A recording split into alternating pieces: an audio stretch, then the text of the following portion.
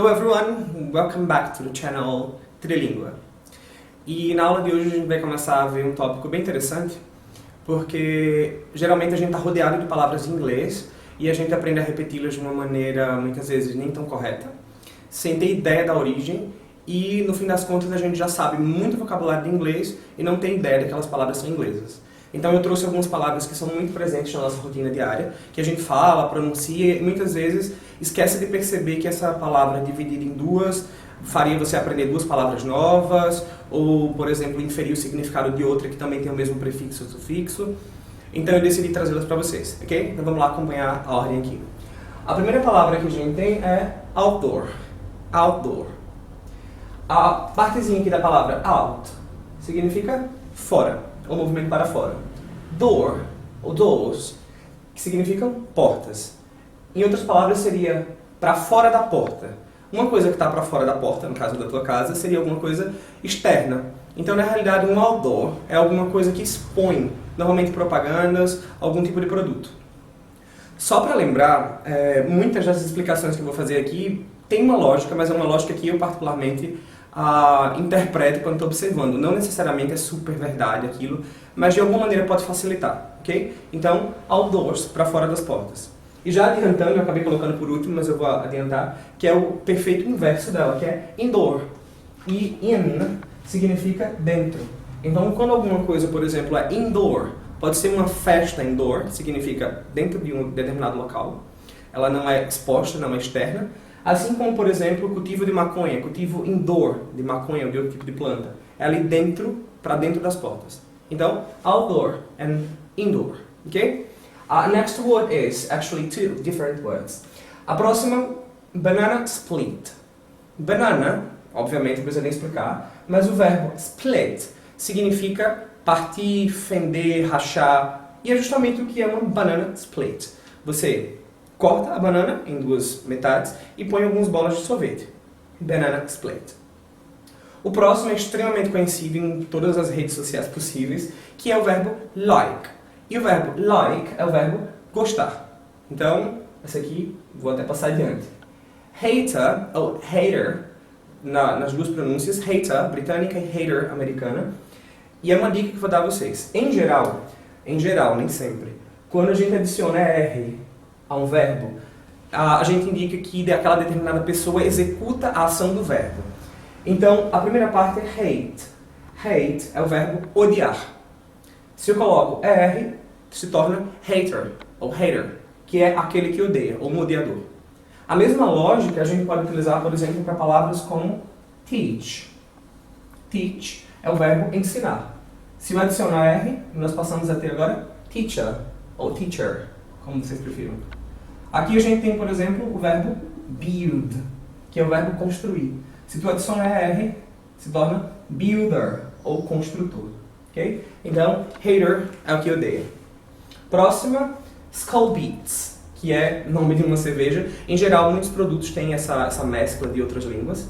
A palavra Skull, na realidade, é uma palavra da Escandinávia, Dinamarca e aqueles outros países aproximados, não necessariamente em inglês, que significa copo, ou normalmente significa como se fosse a nossa saúde, na hora de brindar, quando está tomando uma bebida. E beats quer dizer batida. Pode ser batida de uma música, a beat, ou pode ser simplesmente a batida do coração também.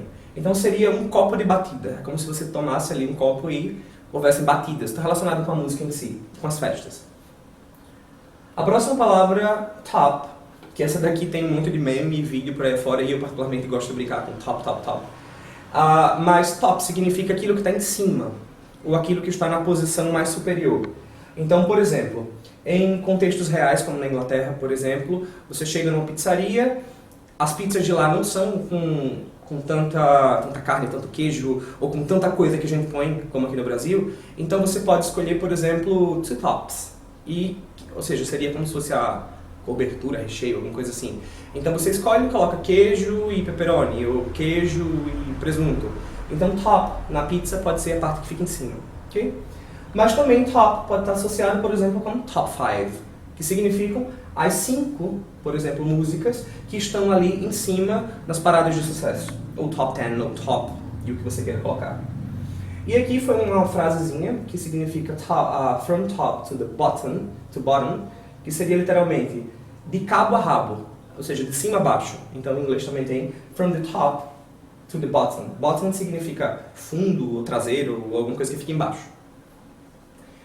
A outra é uma marca de calçado, e ride pode ser utilizado para diferentes coisas. Então você, por exemplo, pode dizer to ride a motorcycle, to ride a horse. No caso seria andar a cavalo, passear a cavalo. Em alguns contextos tinha a ver com carona, mas sempre esse ato de movimento. Então, ride é o verbo e rider é aquele que faz a ação de movimentar-se, de andar, que segue exatamente a regra daqui. Okay? Então, fazendo uma revisão só na pronúncia, nós teríamos outdoors, banana split, like, hater, skull beats, top, rider. Okay? Segunda coluna nós temos essa palavra que é super conhecida. Em português a gente fala overdose. In English we say overdose. Overdose. Over quer dizer acima.